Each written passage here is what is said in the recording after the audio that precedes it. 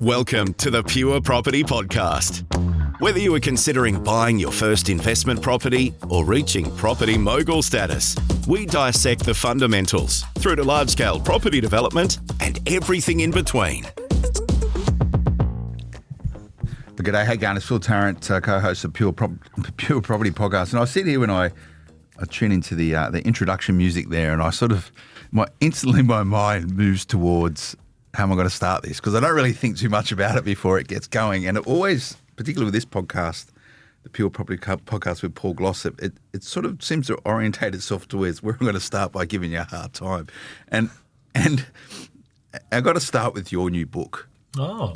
That's I'll start with your new book, which I have a copy of. It's that funny, you gave to me last time, but you didn't sign it, and you know how much I like a signed book. Well, you'll get that First potentially, edition. depending on how much of a hard time you give me. You know, I appreciate hard time, so the better the jowls. But I can't go anywhere on the interweb without seeing it, and it really annoys me. Well, you might have to turn off social media. I think I might do. You might do. I'm sick of it. When it turns back on, which you will, you'll see it again. And maybe I'll just go old school. We'll get some billboards going. And That's what you should do. Why don't you go on back of buses? That's what I want to see. Back of buses. Back of buses. Local agents, the rest of it. No, look, mate, it's the book has since that podcast. You're going to already tell me it's a bestseller? No, it's definitely not. But it's moving. It's frustrating some of my team members who are in charge of the distribution component of it. Oh, they're all. sitting there packing books and stuff. Yeah, there's a bit of that going on. You know yourself, Aaron. There's a bit of a logistical process that goes with all that. But it's been I could say it was a joy to write at particular points in time, but certainly is. I'm glad it's done.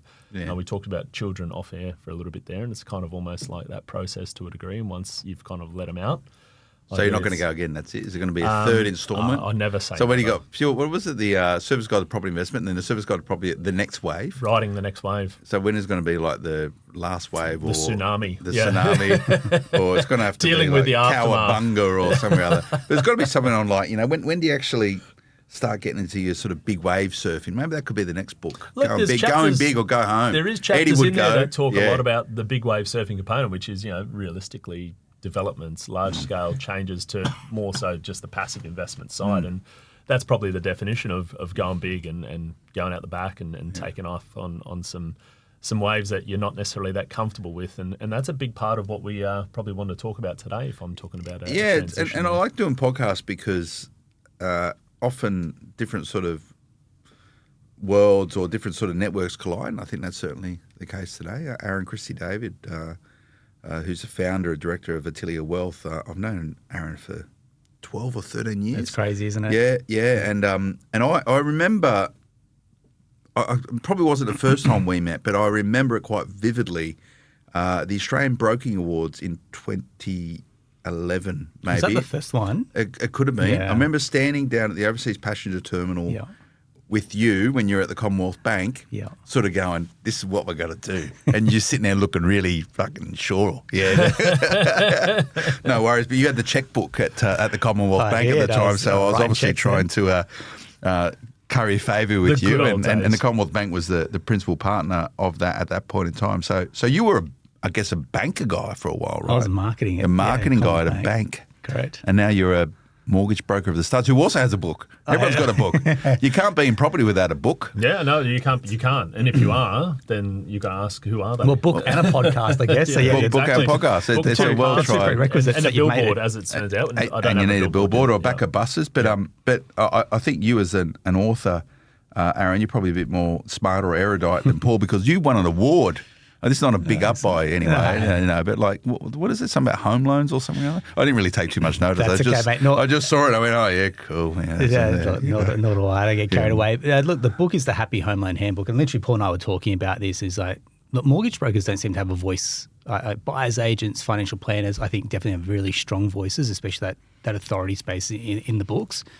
But when I was turning to Paul, I was like, mate, look, home buying hasn't changed for 50 years. Like the art and the science of buying a home, especially your first one, that hasn't changed.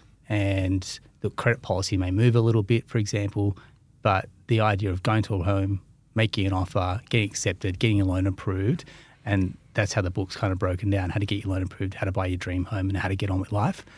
I feel that's the part that a lot of people just forget, which is when you're home buying, life comes to an absolute standstill. Like your whole life revolves around it. Open homes, contracts, conveyances, auctions, missing out, and this whole emotion. There's probably a testing time as a couple. I won't say young couple because you look at the median first home buyer age, it's 37.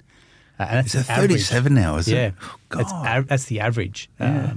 So you think there's people, obviously being in broking, I see firsthand people that are much older, and then there's people that are younger that are getting into the property market. So for me, I was condensing down a lot of those conversations that I know have landed, success stories, case studies, putting that into a book, because first home buyers are so hungry that when I talk to them one-on-one, they can't retain any of the information because it's just so much coming at them. A book is something where they can just, at their own pace, absorb that information, come back with a better heightened level of understanding of the process, and then we can in turn have better conversations. Yeah, I like chatting with mortgage brokers, and for those people who tune into me on the Spark Property Investment Show, I speak to brokers regularly. I'm a shareholder in a broking company because I believe in them so much, Finnie Mortgages. So I don't want to give you too much of a plug because that's the second best mortgage brokerage in Australia. I'm happy to play second fiddle, mate. But what I would say though is, it's a very collegiate industry, mortgage 100%. broking, and you see really good brokerages have really good tight relationships with each other because, now there's 70+% of all home loans written through mortgage broking. When I started knocking around mortgage broking, it was about 20%, right? So it gives you a sense for the consumer demand, rapid consumer take up of mortgage brokers, because why wouldn't you use a mortgage broker? The proposition's strong. It's great. Naturally, we're biased, but when you think about it, the whole thing makes sense, but you take a sea of 18,000 brokers, and that's probably why you talk about that top echelon of brokers are really collegiate, and because we want to see each other do well. But we swap notes all the time. Mate, you talk about. I would talk even talking someone like Empower Wealth. Ben Kingsley. You swap notes. You go, what's going on? What are you seeing? What's happening? What are your clients doing? And what that does is cultivate a much better sense of shared collaborative equity in this sector of everyone driving towards the same thing, and that's getting better outcomes for Australians. Now, on the podcast to do with Paul, the Pure Property Podcast, we're very much focused around property investment and how you can actually use that as a mechanism for creating wealth. How do you actually go about changing your life through using property as a vehicle for doing that? And what that is, go back to Paul's book. I don't want to talk about it too much, but his sort of thesis or his position on that is, if he does property well, he gets to do what he wants to do, and that's surf more, right? Everyone's got something like that. It could be you want to garden more, you just want choice, right? So property is a mechanism for creating or cultivating choice in the future, even though you might not know what that is when you actually get there. So the purpose of today's chat is to really drill in and understand what you're seeing in your client base. I know you work with a lot of really good clients who across the whole spectrum, starting from first home buyers, and which is your book sort of originated through to more sophisticated investors, and I know you do some investing yourself. But just to get on mortgage broking for a bit, you win a fair few of our awards as well. I see. Yeah. Again, look, I got two small kids, mate. They don't really care what awards I'm winning. And do you come home with a bit of a bit of crystalware and put it up and go, I think, Dad's got another one up next to the ribbon for first in the running race. Say, what are you guys doing, mate? You slackers, you 4 and 6 year old. But look.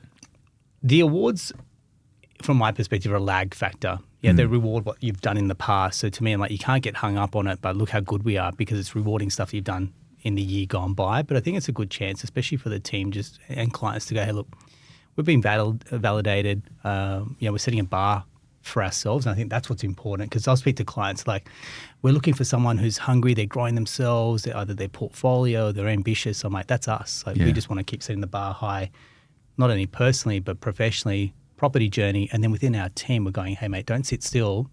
Don't accept the status quo, onwards and upwards. And that to me is where something like that, awards or just some type of external validation really helps to give you just that pat on the back to keep going. So the question is not, are you still enjoying being a broker? I think more the question is, what do you like about being a broker? Because it sounds like there's a bit of an altruistic connection there for you. Yeah, there's so much about it, especially when I get someone they've been told no, and you turn that into a yes. Absolutely, that's hands down a real personal satisfaction.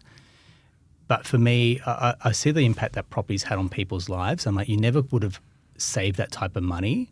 And Paul and I were saying before, we've been going 10 years, And people that have been very, very early on the journey, see where they are now. And you talk about freedom and choice. I'll never forget, there's a client that we've got, his couple of investment properties, I'm happy to sell them. He's paid off his mortgage, and we're talking a Sydney mortgage, which is ginormous, paid that off. And now he goes to work with a spring in his step.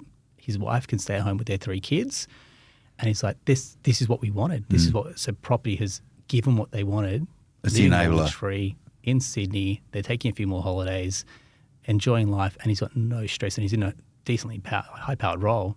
But now he's going, look, how good's life? I turn up to work because I want to, not because I have to. And you never need a billboard for like the reason to invest in property and then use a vehicle to pay down your mortgage, because a 30-year mortgage and being a slave, that just doesn't sound right to me at all. Yeah. So how do you shortcut that? And one of the themes we'll chat about today, but this is one of the greatest assets you have as a property investor is time. A lot of people get caught up on it's capital and deposits. Like probably the biggest asset you have is time, but time is finite, right? You can always make more money. You can't make more time. So those investors that work that out sooner rather than later are those which often get the best long-term outcome, but it's never too late. You can start investing in your 50s, your 60s. You're just going to have to change the strategy. The strategy's different, yeah. Strategy to deploy, and that's the reason why you need a really good broker and a buyer's agent. I spoke with a guy the other day, Paul, who you would know, and it sort of connected. Well, Aaron was saying Mitchell Burge on the Smart Property Investment Show, and he's an investor. We've known him for probably a decade or so. He's got I can't remember exactly the numbers, but he's got a great portfolio. He worked out that it's been making him $22,000 a week or so, $22,000 a week for the last 3. It's quite a big portfolio for the last sort of 3 years or so. Since the last time we got, it's ridiculous. It's wild. And he's going, I just can't. You're going, look, it's paper profit. It's not real money. But liquidate today, and it's crystallised. Yeah, there's some costs, but it's just going. How do you save that money? You can't. So but back to your point, this story of if you ever want a better example or case study of why you should invest in property and how it could be an enabler, it's that in general. I spoke with James Simon, who was the CEO of Aussie for many years recently, and he's saying the same thing. Like, it's similar to you, Aaron. Like this idea of they started that business on the basis of we want to get Aussies in homes, because if Aussies have the home sorted out and they've got their property and their finances sorted out, everything else is a lot happier.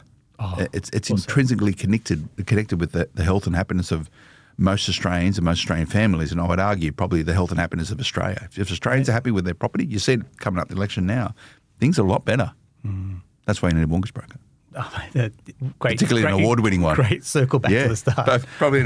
So how do you guys know each other? Because I've known you for years. I've known Paul for years. I didn't really know that you guys knew each other pretty well. I'd say Pete.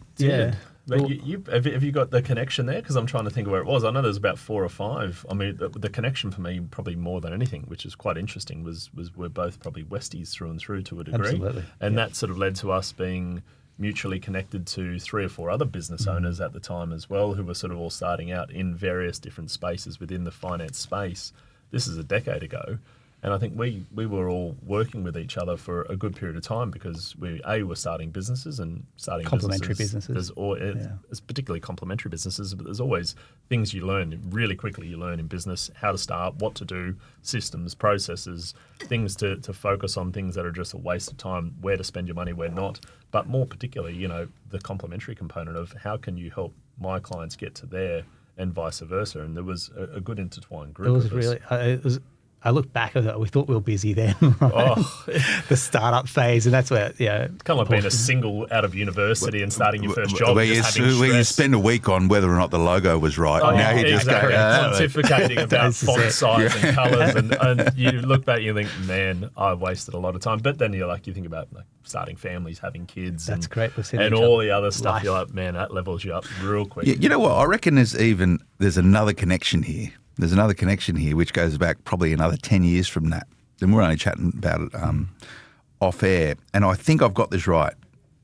I went to university with your cousin a couple of decades ago, right? Yeah. And I think one of the original, when another mortgage broker we know very well, a surfing buddy, did a mortgage somehow for someone in your family way back then.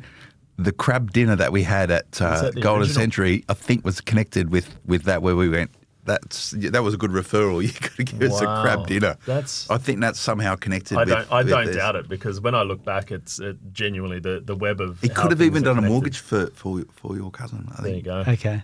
Maybe I've got this completely wrong, but I think I could be right. I'll find out. I think I could be right. But anyway, so you guys professionally known each other for a little while. Yeah, good decade. Works well. This space is so small, mate. You talk about bumping into people at the industry. Our worlds are very small, mate, especially when you get a bit of a reputation or a name for yourself. You're like, oh, yeah, I know that broker, or I know that buyer's agent. And so while Sydney or Australia can feel like a big place at times, like the industry is very, very small. And those with a good reputation and sadly those with not a great reputation get known very, very quickly. So you got to live and die by that sword. So hence the reason why you're not doing much work with Paul anymore. I didn't want to say it. Which way does that go? So how do you guys work? You just got common clients? So it's like, how does? Yeah, well, that's sort of where it all started. Is that we had. I mean, we intentionally, when I start. I mean, the thing. It's kind of like a fulfillment order scenario. If you picture ordering something via an e-commerce store from Amazon, where you have a client particularly who comes, typically they come to me at Pure Property Investment saying, okay, look, I'm thinking about investing in property, and our job first and foremost is understand their position, set a strategy. Part of a strategy always comes back to finance, borrowing capacity, structures of loans, etc. And then before we talk about which property, where, what and how, that fulfillment of finance had to happen. So early stages and for a very long period of time, and still to this day, my role was to then, okay, well, how do we facilitate that finance in the best way possible? Now, I'm not a mortgage broker. I don't want to start to dabble in what I think. I mean, I have an idea, but I also want to also make sure that is validated. And that's where a recommendation to Aaron and his team at Atelier, initially, that's where that connection started. And I think it was vice versa. Aaron might have the same position to say, well, here's what you can do. Here's what the finances say is possible. But what you actually buy and where you buy it is going to be a big determinant as to what happens in the future. And that's, that was the genesis of our relationship, but also of this conversation today, because that decision you make as to what to do with that money, man, the domino effect and where that can lead you to in the next 10 years, it can go amazingly and it can go the complete opposite way, and it can be very mediocre in between. And I think that's where our commonality between each other is that we found, okay, look, you probably need an expert opinion here before you go and make that decision. Even if you don't use them, I like to always say, get an opinion. Get an opinion of someone who has genuinely no interest in what you do with that money, or genuinely no interest in where or what you buy. But ideally, we want to make sure that there's not going to be a mistake made there. And then we ended up sharing literally dozens and dozens and dozens of clients over the journey. And out of that now, 10 years later, we've got literally dozens and dozens and dozens of stories of where people started and where they got to. Isn't it amazing? Yeah, and then you've got the other side of the ledger of people who we did speak to, said, here's what you can do, and potentially have unfortunately probably taken other decisions or done nothing in some cases. Done nothing is probably the ones where I'd literally have some of my team and they look through our old list clients. I'm like, they start mentioning names. I'm like, I spoke to them. And then you go back through the notes. And that's what we talked about, and that's what really we want to get to today is kind of what are the traits of genuine property millionaires, and what are the traits of people who have actually gone from that first conversation and have actually now led to your example earlier, Aaron, of actually now living a life of choice.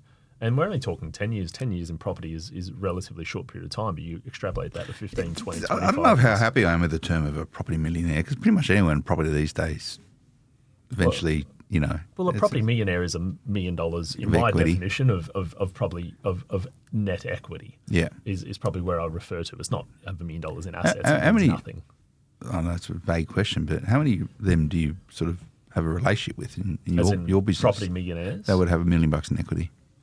Like, is it the norm? Because probably I would assume that if you're using a buyer's agent or you're dialed into a really good broker, you're probably a little bit more focus driven, and therefore you would see more than what would be reflected in the general population. If I use numbers, I know we've probably worked on over 2,000 acquisitions in 10 years' time, and out of 2,000 acquisitions, we've probably worked with probably about 1,500 individual buyers. Out of that time, if I look at it now, I mean, obviously as time progresses, those people, more and more of them become.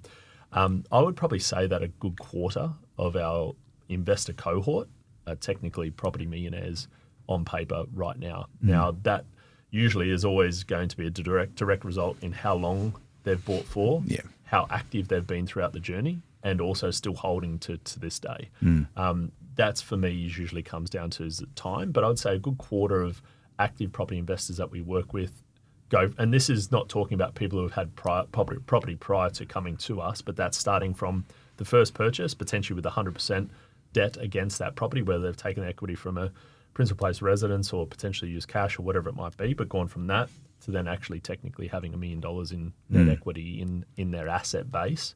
That's probably where it comes It's down always to. really difficult to talk about property because what you see in social media is typically people's chapter 7 or 8 or chapter 10, whereas what we're talking about is most people, everyone starts at the chapter 1, right? Yeah. Where, so property investment and the product of property investment is directly correlates to time, right? So you can paint a picture at any point in time and just go, look at all these property millionaires, right? Well, they had to start somewhere where they weren't. So, that's why I asked the question about give me a sense of your cohort, right? So there's an argument to say all those people who are a client of yours today will be a property millionaire in the future because if they hold onto the property.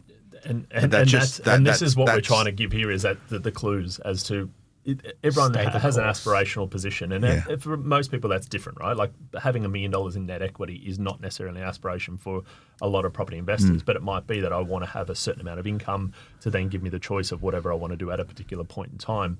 But I think to your point, Phil, and we were actually just watching an ABC article on another buyer's agent colleague who we know well and who's been in the game for a long time, and not only as a very good buyer's agent, but also as a prolific property investor. Yeah. You look back at their story at their sort of their ground zero, it always comes back to they made that decision then. Yeah. And then they took that step to go there, and then they took that. But the ones who genuinely have made it, they always have a story where it comes back down to. And I was actually sitting down with my mum last night, and we were talking about it was actually talking about the cost of living crisis and property, and I think we talked off air again about that too. And I'm sort of diverting it, but I'll bring it back in a second.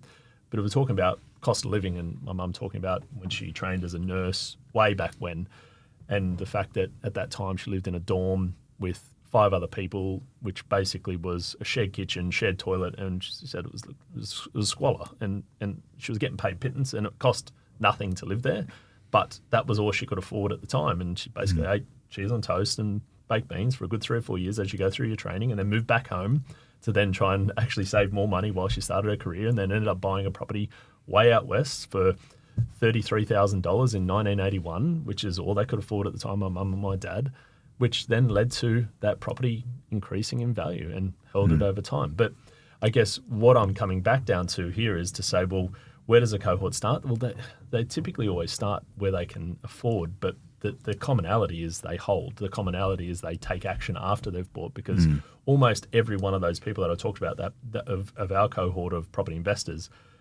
I could almost guarantee that none of them are property millionaires or net millionaires on paper from one decision.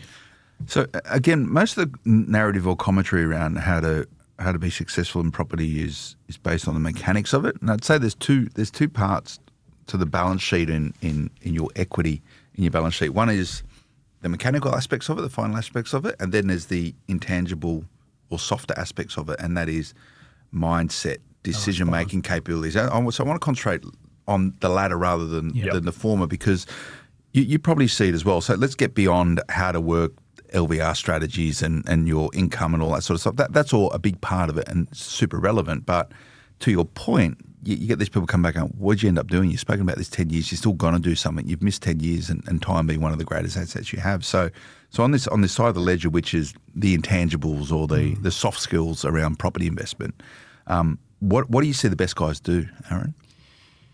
I say the property market rewards action takers and decision makers. I say that consistently because it does. And so the property market rewards action takers and decision makers. Okay. So you can have all the resources, you can have the best laid out loan strategy, you can have the best laid out property strategy. Make a shitload of money. Mate, if you do nothing, you get that you get those results. So, and it's funny, when I talk to our higher income earners, they don't pull the trigger as often as you think they would.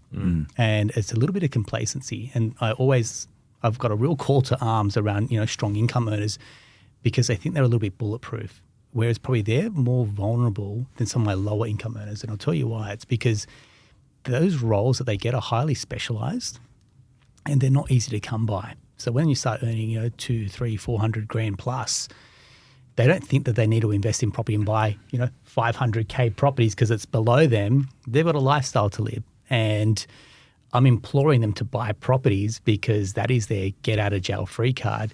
If the CEO comes in and makes their team or their role redundant, and it's very hard to then find a role without being out, and then they lose income because they're out of the workforce. Whereas when you're earning, with all due respect, when you're earning 60, 80, 90K, for example, you can potentially find another role fairly quickly at that end of town if you've got the right skills and the right attitude.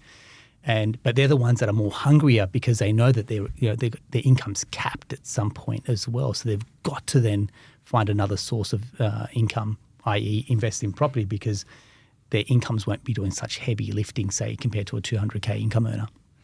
Yeah, it's really well put. And a lot of these people, they get to a particular age and they get the tap on the shoulder and saying, thanks for your service. Absolutely. You're too expensive now. We'll get someone younger in, and they end up normally becoming a consultant somewhere or retire early, right? Yeah. So, you don't want to be planning for that, but you've got to be conscious and prepared for it because it's inevitable for most. At that point, mate, they've bled for their company. So they've usually parked their own personal ambitions aside and career ambitions have taken over, or family at that point, right? Kids are in private schools, do your obligatory holidays overseas, for example, got a lifestyle in terms of like cars and everything. So there's a lot going out, and an outward appearance. It's like, look at the home, look at the renos, and the clothes get more expensive.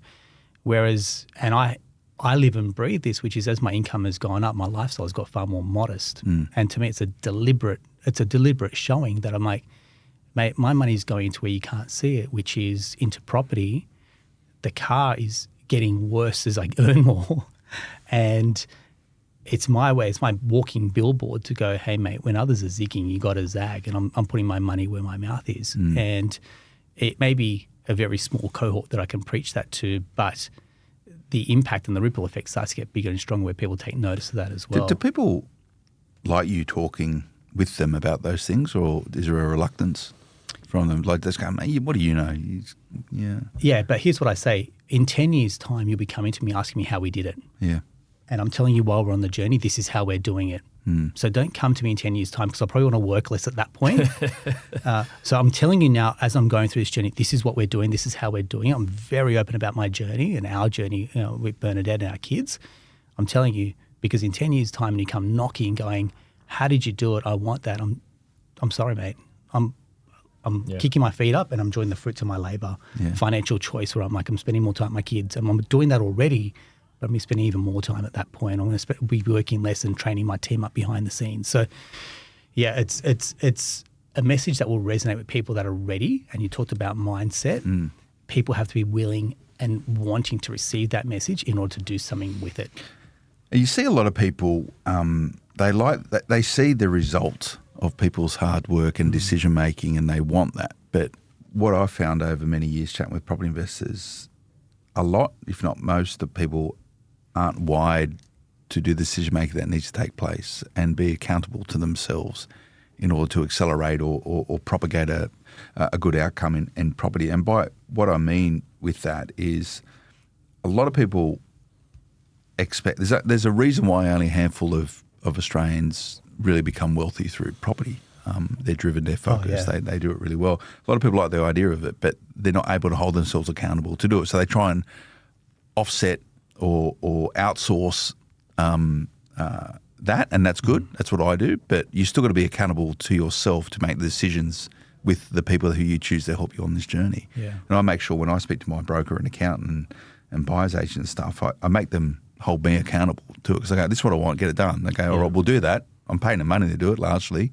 And they'll hold me accountable to it. A lot of people don't like that accountability. The direction's coming from you. Whereas if they ring you and go, hey, Phil, hey, you know what, you can buy that next investment property. Like, yeah, good on you. Are you trying to sell me? And so automatically this like they're on the radar going, is this bloke trying to sell me another loan or another investment property from Paul, for example? It's like, actually, we're holding ourselves to account that you said that you want to go and buy 5 properties. We're delivering on this brief that you said to us 3 years ago. I want 5 properties at X portfolio value. We're honouring that. That's not a sales approach. This is us doing that's it, what you've living and engaged breathing us. what we said. You've told me this is what you want. Yeah, We've strategically, you've got to be held accountable. And you've got to be comfortable being held accountable. A lot of people aren't. This is it. And this is where you talk about the ones that have gone on to achieve, really strong portfolios. it's a two-way street. So the amount of times like, I haven't heard from my broker. Have you called your broker? Yeah. Give them a call. Have you heard from your accountant? Mate, give them a call. You know, every good professional is busy. Get back on their radar. That level of ownership, and we'll see this all the way through, and certainly it's not a rant, but you go, oh, mate, now I've got to go get independent legal advice because I'm buying through a trust, or, you know, self-managed if I'm going to get it set up and new company. I'm like, boo-hoo, mate. Like, you're buying your fifth investment property. Yeah. But these type of pressures are a real privilege. They're reserved for people in the top 1% of the property game.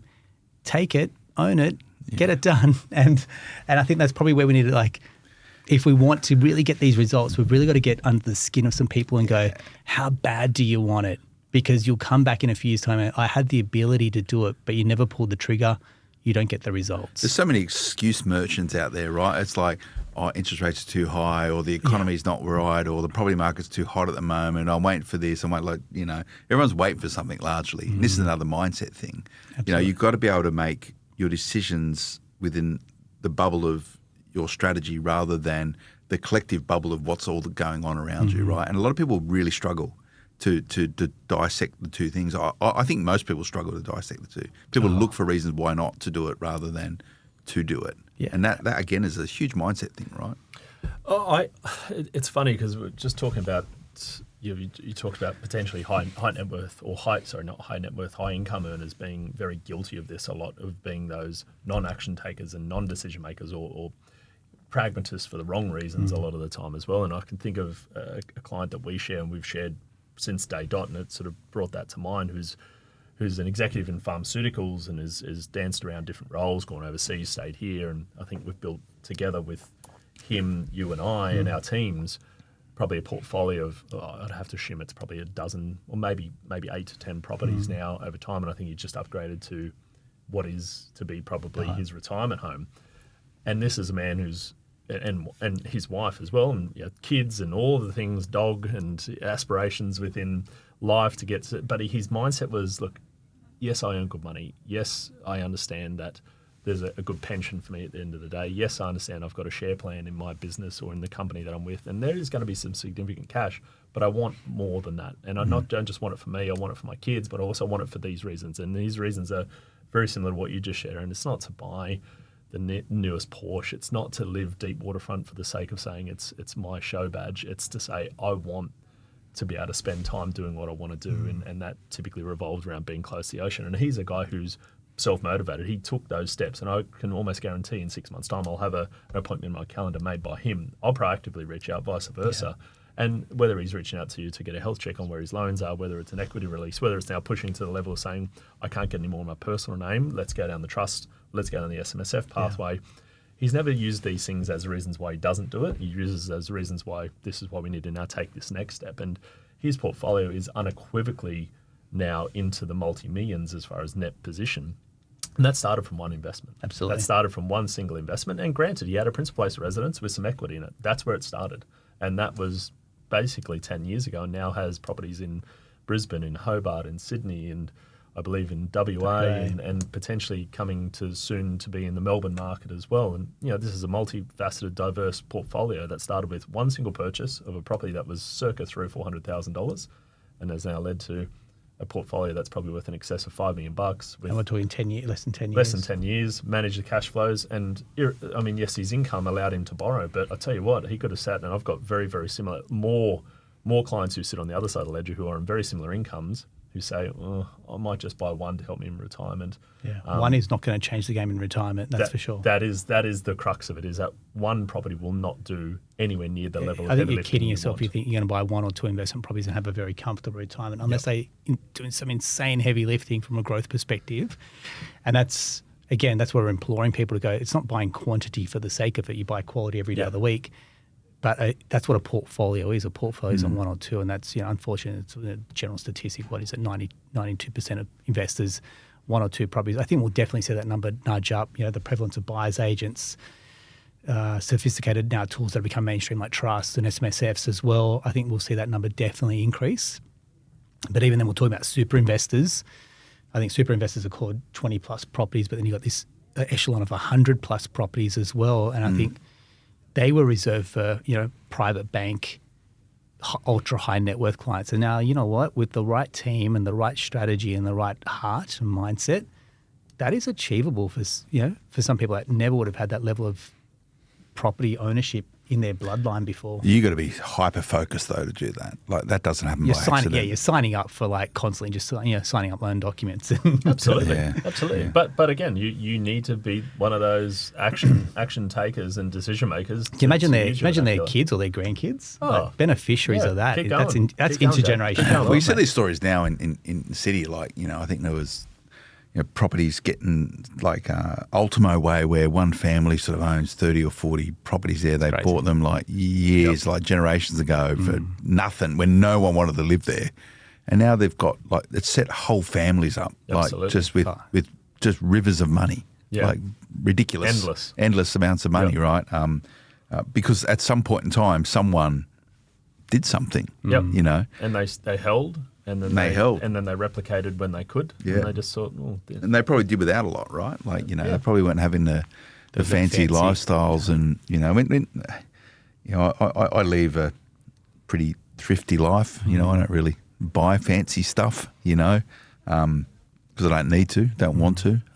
But you see a lot of people, they blow all their dough, to your point, on overseas holidays and lifestyle type stuff, which if that's what you want to do, that's cool. And I always come back to the point, that's cool. You can do that's what you want to do it, right?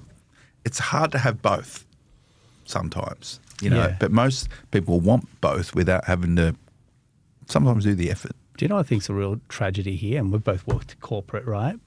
I see people that are like senior level managers. I'm like, some of your direct reports that are earning far less than you are actually wealthier than you. Hands down.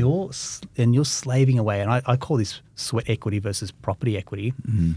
They are earning more than you. Their wealth is more than you, but you're busting your chops, working long hours, never seeing your family, and someone's sailing past you because they've bought property, and they're literally not having to roll their sleeves up and work the long hours that you're doing, being a slave to emails and meetings and skipping lunch because you're super busy and not seeing your kids. That's what property can do. Like you can earn more than your boss or your boss's boss by buying property. Absolutely. And you're walking around in jeans and not having to walk around with like cufflinks and ties and go traveling and staying at hotels and traveling for work. That's what I'm saying. If you want to do that and you've got a gift for corporate and you want to earn, that's your way to earn, and it's your self-worth, absolutely do it. But then put that income to work. Yeah. But the thing is, if you go down that corporate pathway and earn big bucks, which is cool, you got to remember, for every dollar you make, the tax man's got his hand out for a good chunk of it, right? Whereas nearly half of it. Whereas if you invest in that in property, yes, there's taxes connected with transacting on property, but as a wealth creation tool, it can be an enabler for a more tax-effective outcome along the way, negative gearing and all that sort of stuff. And you're going to have to pay some tax on the way out when you choose to liquidate or realise it at some point. But that's a success fee, though. That's a success fee, right? Like you better off. It's the quiet hand of property, which is the enabler of wealth creation for many people. Why? There's a lot of people wealthier than their bosses. Correct. Mate, it's funny. I brought that up. It brought me to my mind as we were going through this, which was a client of mine who, again, I've been working with for a good decade. And I distinctly remembered when we were having conversations a good 10 years ago, he had a property. He had bought his home with his wife in Linfield at the time. They had a bit of equity. They started their journey, bought a large block in St Mary's, and then that essentially perpetuated to a number of properties. And I bring it up all the time. I've actually had him on my podcast prior, and I'm trying to bring it up here because what I share with him now, and I won't be able to see it for the viewers, and I'll probably show everyone at some stage, but the reality now, that led to multiple decisions being made and property. This guy loves fishing. He's 50 years old. His wife's still working, but he was corporate. He was in a tier one construction company. He was mid to senior management and hated his job, did what he did to get an outcome to borrow money. And to your point, he basically said, I don't want to be my boss, and definitely don't want to be my boss's boss. There's a big paycheck attached to it, but I dislike what I do. I dislike the hours I put in, and I do not want to be here longer than I need to be. I understand what it's enabling me to do, but I get this money and I put it over here. And that was our strategy. And the strategy was within 10 years to get out of it. He's out. His wife's still working because she loves what she does. She's in the podiatry space, and I think she's got her own small practice. But now all I do, and literally we're done buying, and I'll show you guys this, and probably can't see it on the screen there. You won't be able to see names because it's probably not there. Just fish pictures. We just share fish pictures. So this is so literally. That's awesome. The words that we get is that fish in my lifetime. He takes random fishing trips to go to New Zealand to try and target a particular kingfish. That's all we do now. We do catch up to review the portfolio. We're not buying anymore. He sold a few recently to just pay down and just income. Again, his lifestyle. He lives in a nice house. He doesn't have things that he doesn't want. He doesn't own a boat. He goes and rents when he needs to. He goes and just goes on the charters that he wants to. He loves fishing, lives for fishing, but just doesn't have superfluous expenses. And he had this goal 10 years ago. He had an income. He didn't have an aspiration to want to leapfrog into the next role in corporate. He had all these people overtaking him, but he also, and this is it, ironically, I've now got a couple of his old bosses who he doesn't work for anymore, who have actually since engaged us to say, had a chat, caught up with William a couple of months ago, and he's, obviously he's not working, and he's explained how he made his money, and these people are coming here, and they're a bit frantic because they're now getting further into their career, and they're like, I don't have that long, and I'm like, fuck, I've just come to the realization that I'm in a bit of a pickle here, and I'm like, at least you've come to that realization, because now it's action time. I call it a bit of a Stephen Bradbury effect. I don't know. Like, absolutely, there's those that are working absolutely hard. This bloke just sails in, and that's what property can do. It is an unfair advantage. I look at people that have invested much longer than me. I'm like, mate, I'm bloody busting my chops here when I started out broking, working insanely long hours, and that's what I say. You take property equity. I bought one. It's done $100,000. I don't know, in about 4 months, right? For me to earn $100,000 or to pull that out of the business, for me to pull $100,000 out, I'd need to probably have an extra team member on. That means I've got to onboard, recruit, whatever, train. Then I've got to manage the cash flow to then eke out $100,000 and then pay tax. It's the quiet hand. It really is the quiet hand. $100,000 is the average. That's the median income. Yeah. Right? So you take a median income that's taken you 3 or 4 months to earn through property growth versus sweat equity. Yeah. Geez, mate. I just don't know what billboard people need to read or see to take action before it's too late. When's too late? Too late is when you're making decisions that are short, they're shortcut. I need to do a development, or I need to do a quick flip. So it's not an age thing necessarily. It's more of a. They're trying to either they're trying to compete. It's like I need to quickly move, or it's like I need to buy 4 properties in 4 months, or something silly like that, where it's like you're not thinking clearly about this. Like Paul's saying, you buy the right asset where you can, what you can, hold, then you choose to either use the equity, go again, or then you sell it at some point when it's hit that sweet spot in your portfolio. So these are time-tested, tried principles that have helped numerous buyers agents, numerous investors to build sizable and healthy portfolios. Is that you talking as a property investor or as a mortgage broker? Both. Because mortgage brokers, let's talk about advice for the moment. For you mortgage brokers can't give advice on property, but they can give you conceptual ideas of how property works and how finance is connected with it. You can give advice per se on what's the right loan structure and you make recommendations on loan, and you're regulated under best interest duties. But I'm PIPA qualified as well. So for me, I got to. Oh, you're a property investment advisor qualified. Mate. Okay, so you can actually give advice. I can give the advice. Again. I didn't know that. Yeah. Oh, that's cool. It is, and so that's something you may not know. I don't advertise that, and I don't cut into the buyer's agent space. It's just not a discipline that. You got to stay in your lane. Yep. Yeah. But for me, I don't want to sit on the fence. If someone's coming to me to do their broking, mate, I'm going to give you, call it my opinion, a little bit of advice, for example, guidance, but you're actively seeking me out. I'm not going to sit on the fence and go, hey, you tell me what you want to do here. I'd hate that if that was my accountant. Yeah. I'm coming to you for advice and guidance. Lead me. And so I think that's what you need as a broker. You need someone that has that level of confidence. I'm recommending this bank, and here's why we're doing it. Imagine just going, oh, you tell me which bank you want to go to. That's not active broking. I can give an example, and sorry to cut you off, Phil, but I'm working with a client who's considering engaging our services right now. And I've set out a very, very clear strategy for him about a week ago, and I've been trading emails back and forth on what I sent to them, and they've been asking additional follow-up questions. And their context is they're someone earning $250,000 a year, they're in a good job, renting in the eastern suburbs, pretty classic, mid-30s. They've inherited $700,000. Nice. They literally have it there sitting in cash. They've had that money sitting there for 2 years. They've been earning this money for about 5 years. They've been thinking about it. He said, he's like, I'll put a little bit of money in ETFs. When I say a little bit of money, about 70 grand in ETFs, because he's like, oh, I want to get a little bit of a return there. The money's sitting there in an interest savings account. Fine, it's 4.5%. It's not going nowhere, but it's certainly only just really keeping up with inflation. But in that time, he's looked at it, he's pontificated, and I've sent a strategy which included 1, possibly 2 properties to start with. You can imagine from your math would be immediately like, look, you could do a large number of things with where you're starting, and most people don't have either the cash or the borrowing capacity. You have both, and you have time. But he's coming back to me with the questions about, and the strategy I've sent is, here's the 2 markets that I'd suggest. Market A is probably 2/3 of the way through its growth cycle. Now, you'll probably get 1, 2, maybe more 3 more years of growth from that market, and that'll probably take an asset from potentially 700 grand to maybe circa 850 in that time. Is that Perth? Potentially. Sounds like it to me. However, or option B is a market that's probably at the very bottom of its cycle and won't see growth, maybe for another 2 or 3, 4 years. But you can bet your bottom dollar that you're not buying in a market that's overinflated. Now, yes, more patience will need to be preserved to actually get to the outcome there. The reality is you could obviously do both immediately. And he's coming back with questions saying, why would you recommend a market that's 2/3 through? Well, his context to me is that he wanted to get immediate growth. And I'm trying to go back to say, well, A, you don't need it, because you've got more than enough cash on hand to perpetuate a portfolio. So most people need immediate growth if you want to accelerate a cycle and you have a very limited amount of money to work with up front, because if you buy that first property and you're priced out for the second and you're relying on equity growth to actually facilitate deposits. So this client might be listening to this, so no disrespect to them.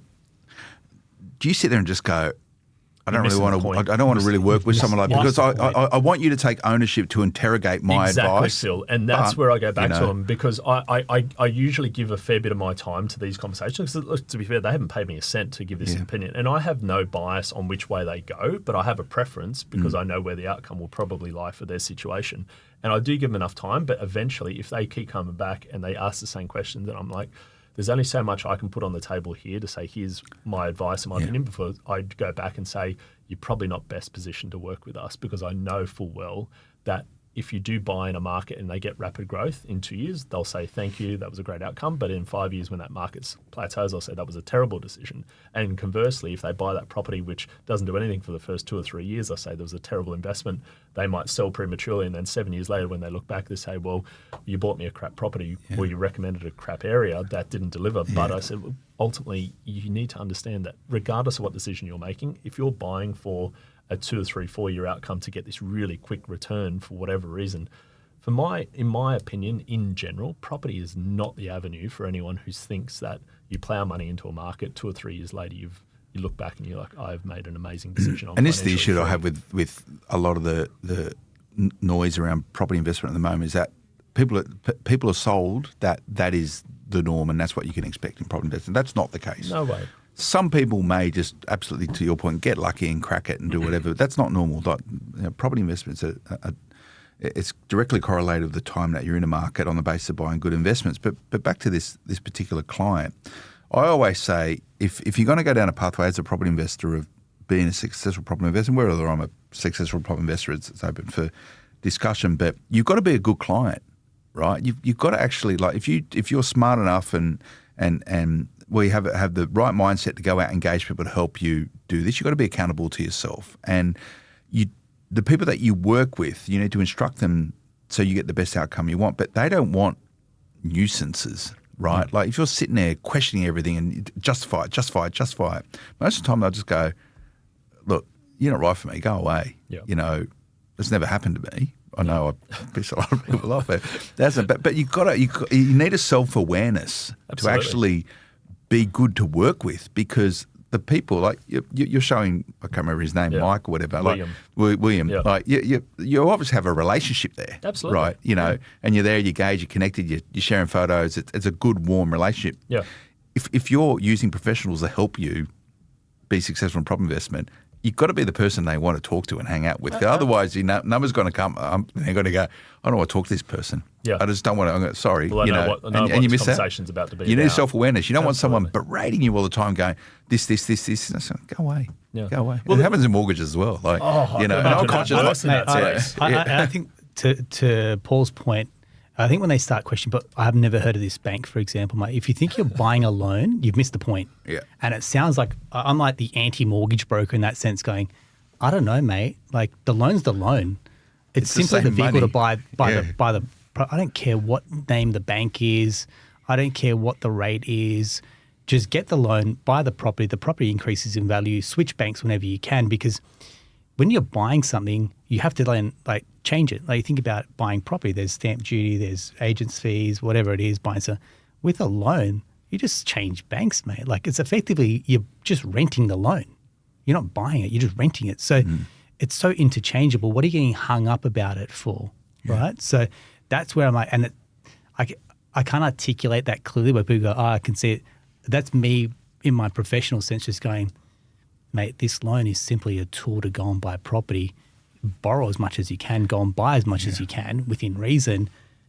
What's the problem here? It's a piece of utility, the home loan. Like, I don't want home loans. No one wants a home loan, right? But AGL, I don't know who the next energy provider is. Do you actively look at who's providing the gas to your house? Like, man, I just need gas in my house. I don't care who's providing it. Just get it done. For the cheapest rate possible. Right, Yeah. cheapest rate possible. Same with internet and blah, blah, blah. It's like, it's just a utility, mate. The loan is simply that. So you must get the sort of the inverse of what Paul has in his business. But someone goes, I come to a mortgage broker to get the best rate, but you've recommended this product here with this bank I've never heard of, and the interest rate's so many basis points higher than this one over here I've seen on the internet. Why can't you get me that? Yeah, because they're giving you $200,000 more borrowing capacity. That $200K is going to get you to better buy. Maybe it's another asset, or it's not on a main road. It's an extra bedroom. You don't have to renovate it. Yeah. It's got better specs, for example, better aspect. There's all the reasons why, and so at that point in time is when you go, this person doesn't get it. I'm not going to service them as a client because it's just too hard. And that's the challenge. And I can't save the world through mortgages, right? For me, I'm like, I can only work with people that are subscribed to our philosophy. The philosophy is buy property. The loan is simply the vehicle or the tool to do that. And if you subscribe to that, we're going to get on just fine. Now, stress test me, ask the questions why. We're going this bank specifically for a policy, whether you've just got your ABN registered or you've just started a new role and you're on probation. Yeah, we're driven within the confines of bank policy, for example, your bonuses or commissions or whatever it's got to your scenario or your situation. But when you're an investor and you're just trying to pull the lever on like, let's go acquisition, and maybe it's speed. You want to move on an opportunity pretty quickly. Or the other one is valuations. It's like, hey, mate, that bank's valued your property up 150 grand better than the next one. Like, strip that equity. Let's go again. Who cares about the rate? And the fact is, once you release the equity, it's sitting there fully offset. So the rate is actually irrelevant at that point because you're making zero repayment. Yeah. And this is such new concepts for some people going through it, they've been conditioned so much that you're buying a loan on a rate that it's to shift that. That's years of marketing drummed into them from banks. For me to swan in and go, don't worry about it, it sounds a little bit rich. And I can only work with so many people at that point to go, they're bought into our philosophy. Hence why you wrote a book, mate. Hence why I wrote a book, and hence why a happy home loan. Yeah, a home loan's happy. I didn't know they had a personality. Mate, I'll tell you why they're happy. And this is I want miserable home loans. And Yours would be. That's the Aussie, I think, spirit in us going, oh man, bloody got to go to pay the bank, owns my own home. Mate, did you know if you're fortunate to be approved by a bank, you're in a certain percentage of the population that actually gets a loan. So banks thought of you highly enough to give you a loan that you can borrow. But the home that you've bought now means you're not renting, means you can add value, means there's equity in there to go and buy an investment property, gives you the security and stability that your kids aren't going to have to pack up and move every 6 months once you settle into a school. You get to be part of a neighbourhood. Mate, I'm telling you, the best loan I've got is the home loan, because where we've bought and the neighbourhood that we're bought into and the lifestyle that we have, I'm telling you, mate, it's worth every dollar. I was variable the entire time those rates went up. I'm like, who cares, mate? I had to live somewhere. Absolutely. I'm going to live here. And this is one of the issues, it's probably for another time, but the fact that a lender will lend you money means that you've presented a proposition which satisfies their criteria, right? Totally. The issue we have in many ways in Australia today is that this idea of this entitlement that everyone should be able to own their own home, right? A lot of people will never own their own home because a bank is never going to lend them any money. Like, that's the reality of the world we live in. So that's the third of the population largely that rents. And right? renting is a mindset. Renting is mindset. You know, people do it for a purpose of investment, but there's everyone else that has to rent, like because they can't borrow money, and they might not be able to borrow money because they don't have stable employment. They might be a gig economy worker. They work 4 jobs on apps. They might not have any deposits. Like this is never spoken about in when you see it in the media or within politics or in the chamber down in Canberra. No one's sitting there going offensive conversation to have. Going, but it's reality, right? Yeah. It's reality. Yeah. Like we need property investors to provide the accommodation for the people who banks won't lend money to. There's a reason why. And, and that will always be the case. It's always going to be the case. That will remain. And there's always going to be certain cohorts of society who, for whatever reason, can't qualify for a loan. The system is set up to lend, and especially in Australia, I mean, we need to be quite gracious in the sense that the system is set up to effectively provide money to people who are responsible borrowers. Yeah. And that's a good thing. And that is why our property market has been so robust for such a long period of time.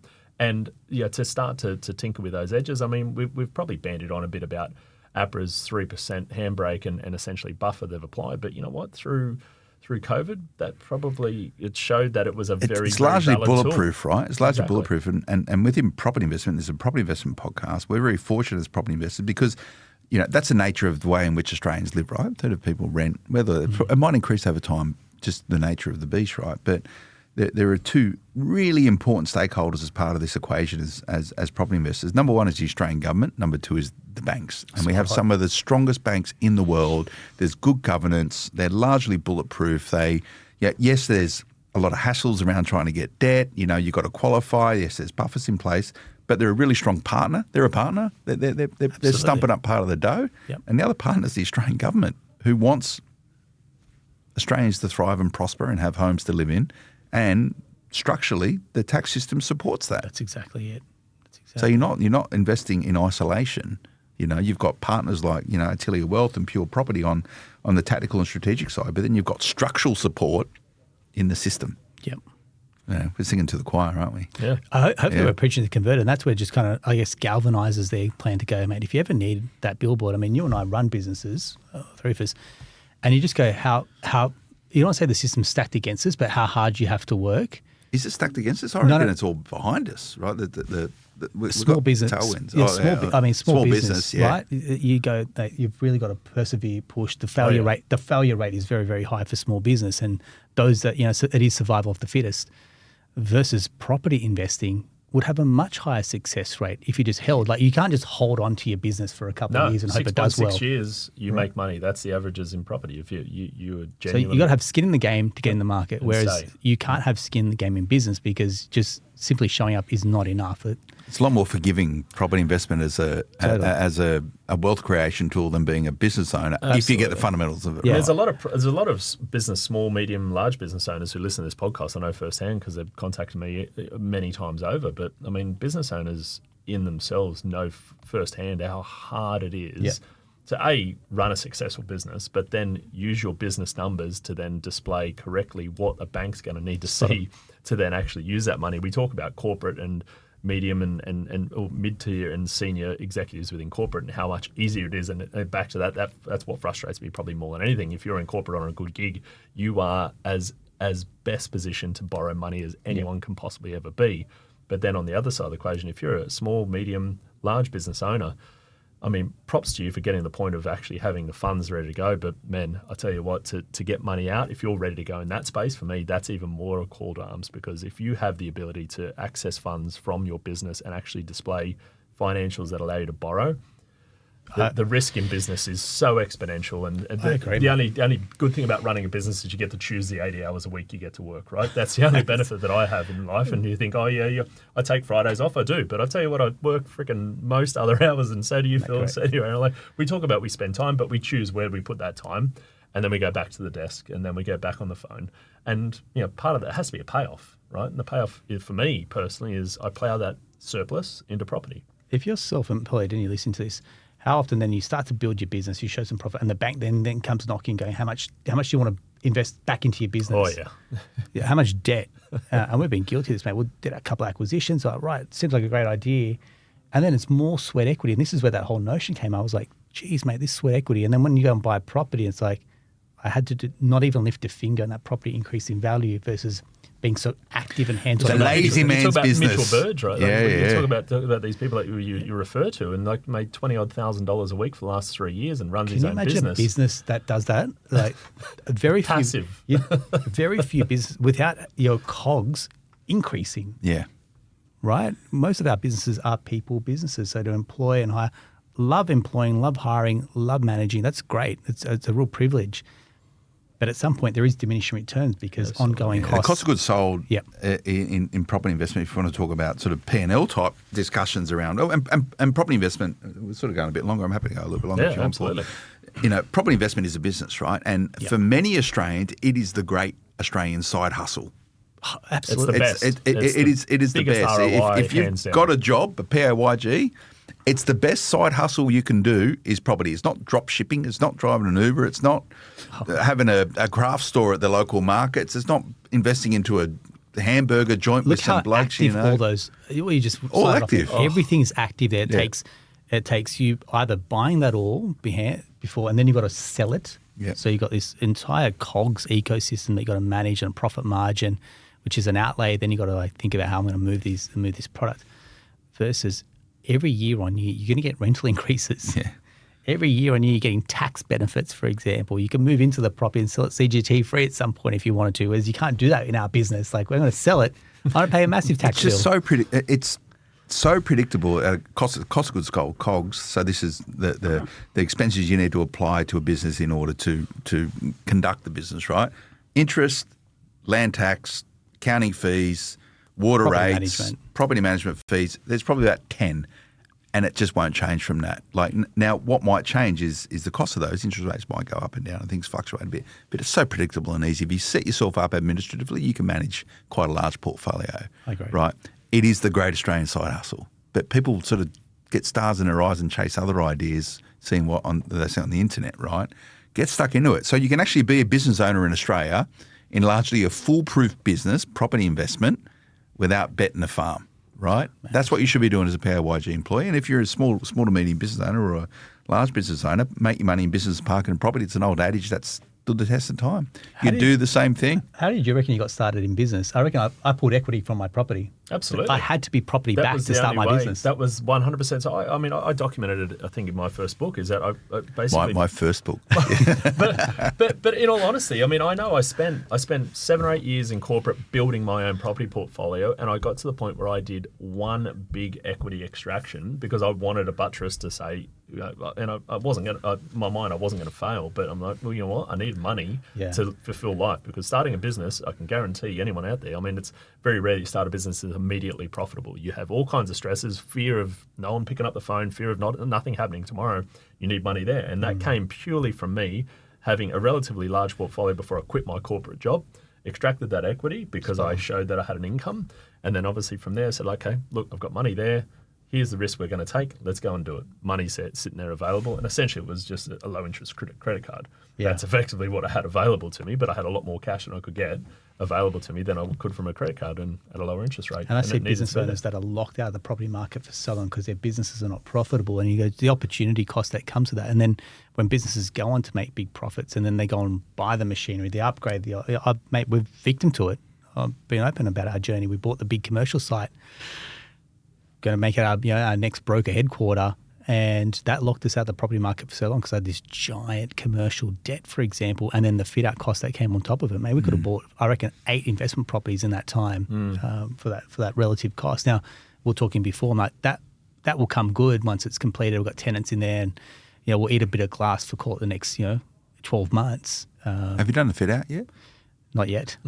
I've got a guy. Oh yeah, you certainly do got it. I've got a guy. He knows the guy. Yes. Does he know the guy? Yeah, absolutely. I know the big dude. I've got a guy. You've got a guy for most things. Yeah.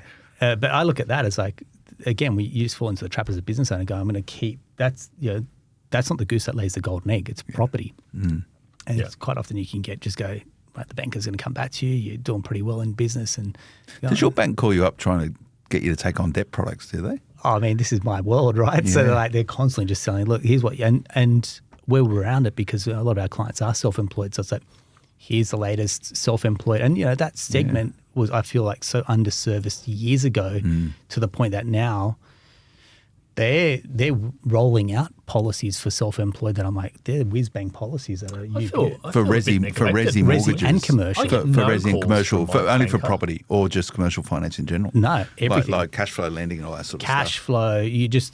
Small business that, you had to show 2 years worth of tax returns at the start. Now I'm like, you could just show pay slips and just show you getting, and you look like a PAYG employee. It's like, you just give me a notice of tax assessment. We don't even need to set tax returns. It's like, they are some very lenient, easy policies. And if you want to pay a little bit more. Banks want to lend money, right? That's how they make How money. many calls do you get from your private banker or your business banker? Never. I get none. Never. I feel for completely underserviced. Mate, if you want debt, I can help you out with it. Look, but I'm the one going to them. I've got a big development deal that I'm trying to get through now, and I know like the amount of things that I'm having to proactively go to them about. And this is not the first deal that I've done with them. And my banker, if you're listening to this, and I think Do we share the same banker? We do. We definitely do. And they've worked for the NAB, and NAB have been very good to me. I've been very happy They've with been very NAB. good. I'm not going Yeah, and I actually have been very happy with my banker, but I do want you to proactively come and buy me a coffee and ask me what I'm thinking about doing next, because I'm the one who has to go to them. Yeah. That frustrates me now because I've heard Aaron's there getting swindled. I never get. Occasionally, American Express will call me up saying, you want I'd be weary of those calls, mate. That's for sure. I never never taken on debt for business, which is quite a nice position to be in. Well, it's not for but- business, but like he knows that my business is property, but also my property business, anything that I can use from that, I reinvest in property. I mean, I'm certainly always trying to reinvest in property. Didn't we do a podcast on this once? I think so. I think we talked about getting him on here. Actually, I'll reach out to him after this. Does his name start with A? It does. Yeah, it okay. does. Yeah. We're going to get him on here. I think I've spoken about him on the podcast. So really good guy. Good He'd love banker. coming here because he's got some really, really good stories with small, medium, and large businesses and how these people have done. Didn't really you have well like in property. Didn't you have and I think we spoke about this, so I'm not talking out of school. Didn't you have like a what do you call it? Like a line of credit to go out there and buy property? I did. Did you do anything with it? Yeah. Okay. Absolutely, I did.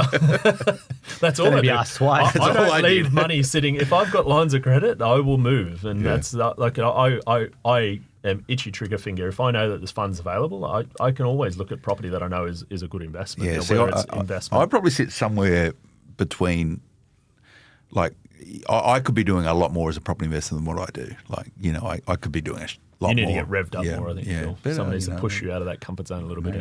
Maybe, but I'm a simple man, simple life, Simple pleasures. simple needs. Fried chicken, dim sims. But I always enjoy having. A lot of people go, "Oh, Phil, who do you talk to about property and stuff?" I'm in such a fortunate position. I get to speak to people all the time about property, and it's such a great realignment tool for me. And I get every day a little knock and nudge in the right direction where I just go, I'm not really doing enough, and I'm doing a lot, right? You guys, know me pretty well. I've got enough, but it's a really nice thing to do. Is just to have that knock and alignment each time, and I get that because of what I do for a living. But there's no reason why you can't have that as any property investor, capitalising on the great Australian side hustle. Because if you surround yourself with the right partners and the right advisors, they'll do that knocking and nudging for you to keep you on track if you accountable yourself. And that's very much about what today's conversation was. I would round it out. I know you were sort of open with it, Aaron, and that you explained, and it sounds like you've gone through a lot of different journeys within one over the last 10 years, right? From a property investor to a brokerage owner, building a business, scaling it, making some decisions that mean that you've scaled it back, scaled it forward, and oscillated a lot in between. But you're sort of looking at it now to say, when you talk about your lessons and trying to motivate other people, you're saying, look, 10 years, like you're showing people your journey, and you're saying, look, 10 years time, my intention is to not be doing what I'm doing in the same capacity.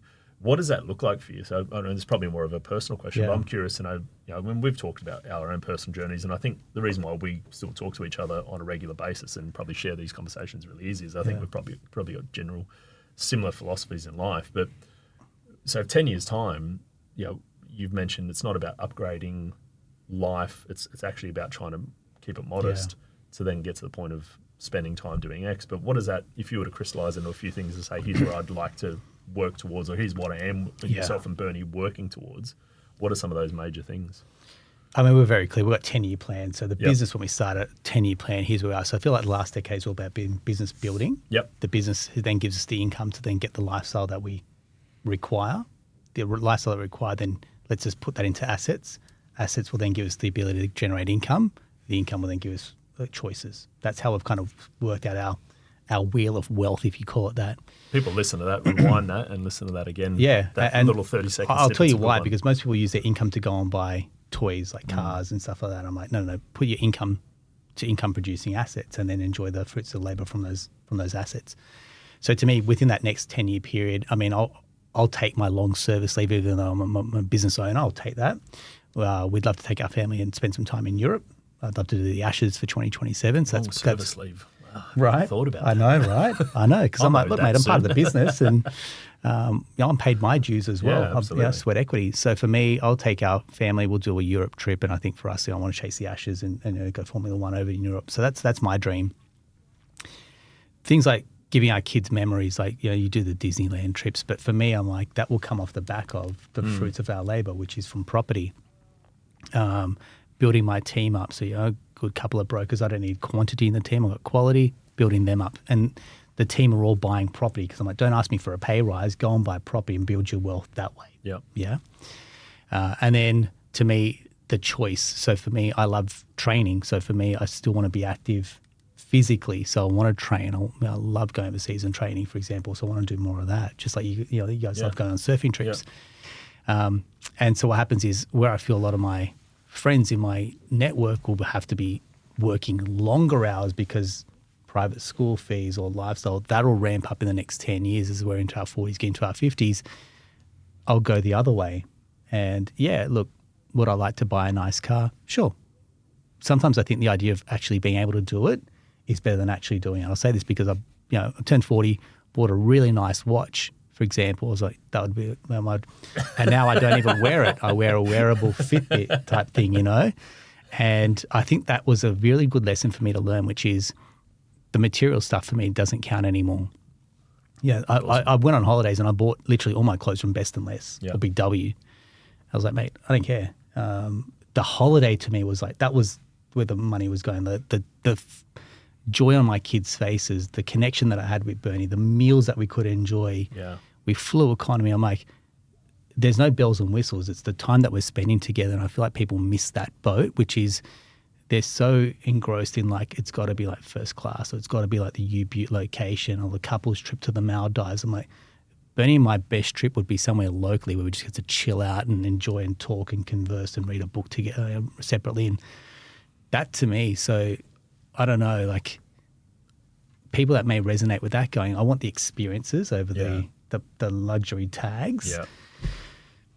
I feel like that's where my heart is, and sometimes that the easy lifestyle, there's diminishing returns around wealth, mate. We've earned not a lot, and we've earned a little bit more. Yeah. There's diminishing returns around the wealth equals more happiness. And I'm just going, mate, I just want to chill out. I want to enjoy life. I want to live a longer life. I want to live a healthier life.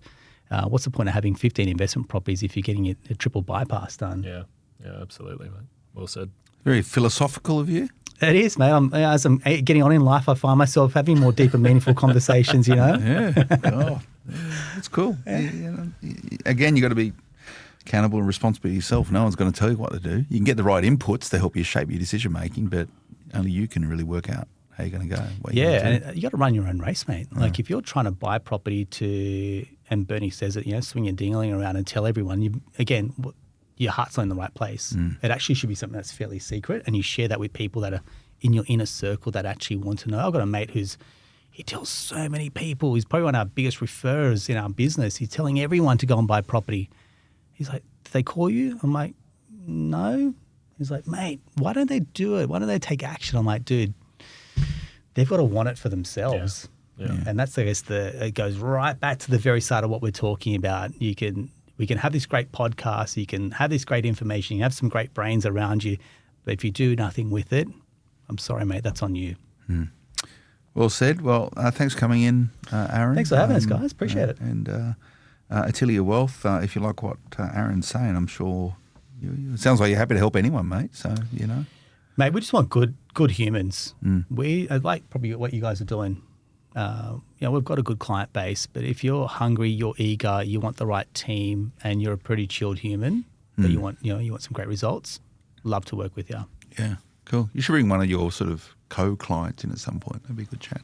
Yeah, we definitely. I could actually bring in the person we're speaking about. I reckon he might be happy to come on at some stage because he's got a great story which will probably resonate for a lot of people who should be doing something and probably aren't doing something, which I might try to make that a mission. So other than telling everyone how good your book is and where to get it from, give me something meaningful to conclude this with. You guys ramping up, getting ready for Chrissy. You've got time in the calendar to chat to you? I'll tell you what we're doing, and we do this time of year, the last quarter typically of every year, we try to reach out to our entire client base, and the entire region we reach out to our existing client bases. We do 12-month, 24-month, 36-month reviews, and we actually go through that. And it's kind of like our Christmas card scenario where we're saying, hey, haven't spoken to you for a while. That property we bought at XYZ as part of this strategy. Here's a current valuation on it. Here's probably where we see the difference of equity based on your debt. And we like to be it as a... Is that your Christmas card? That is our Christmas card, because technically, like every year that passes by, that Christmas card gets a little bit more enjoyable to look at, and it's not coincidence, it's time. But that's typically what we do right now. So my team are actually ramping up. I just had a text message as we've been live on air from one of my buyer's agents who leads this whole process, and we've now up to about 1,600 of these Christmas cards we're writing at the moment. It's a lot of work, by the way, but it's a very interesting part, and I guess for an insights for anyone who's listening as to what we do. It's not just buying the property, but it's then what do you do? Because a lot of the time people need that. Oh shit! I didn't realise that the price had increased, and there's some markets that are increasing rapidly. So you're not the Christmas Grinch. We try not to be. That's your job. but that is what we're doing right now. So the last quarter of every year, we spend a lot of time going through that, and really that's to give people a little bit of a, hey, if you aren't thinking about doing it, this is the reason why you should be thinking about doing something with what you've already achieved, and just trying to give people a little bit of kick in the backside. What you should do is send a little elf on the shelf, but make it a little Paul Glossop, and he just sits up there on your mantle all year. How would I move it every day? Just watching you. That's a lot of elves just to move. watching you going, yeah, Paul's watching He's me. done nothing. What's he done? I've done nothing. What's he done? Is he done I'm good? watching you do nothing. Oh, cool. Anyway, how do people find you? Purepropertyinvestment.com, 1300 98 5428 is the other way. Yeah, very good. Well, thanks for the time, gents. It's good to chat with people I know pretty well. You sort of get stuck into some good stuff, and you do your own podcast as well, don't you? I do. Am I allowed to give it a plug? Absolutely, plug away. I think the Australian Property Investment Podcast is the one that I host. Again, same thing, mate. We bring on some great guests. I know Paul's been on there. Phil, been asking you, mate. Yeah, come on. Get you on there. Mate, one thing I don't do is not a lot of podcasts. Hosting. I don't think the tables turn on you. It's the reason I don't like being asked questions. Yeah.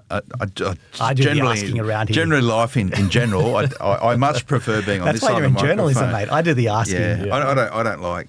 You notice this is his default position always. When someone's asking him a question, very defensive. I don't like talking about myself personally. So here's what I say to people like that. It's, hey mate, you got a story to share. Your story may, just without any tickets on yourself, your story may inspire others. And you've been in this game for quite some time. I remember when you guys were starting your portfolio out. Yeah. Starting out. And I remember you guys like knocking about out west, going out there on weekends and buying. It's crazy. Good fun. And everyone was going, are you guys nuts? Yeah. And I remember the start of your journey, even me, I was going, mate, you're physically getting in there and doing some rental work. Yeah, mate, we bloody love it. And get stuck in. Yeah. Yeah, maybe. I don't know. Maybe that's it. That's your biography. Maybe that's it. Phil Tarrant, get stuck in. Get stuck in. Just get stuck in. Yeah, okay. Well, watch this space, maybe. But thanks for tuning in, everyone. What was that? Australian Property Investment Podcast. Okay, all right, good. We'll see you again next time. Until then, bye-bye. Ciao. The information featured in this podcast is general in nature and does not take into consideration your financial situation or individual needs and should not be relied upon. Before making any investment, insurance, tax, property or financial planning decision, you should consult a licensed professional who can advise whether your decision is appropriate for you. Guests appearing on this podcast may have a commercial relationship with the companies mentioned.